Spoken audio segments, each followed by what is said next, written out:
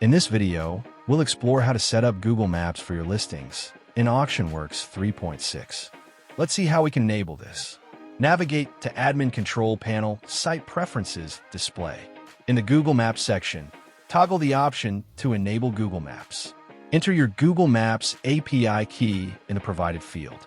Once Google Maps integration is enabled, when creating or editing a listing, go to Google Maps section.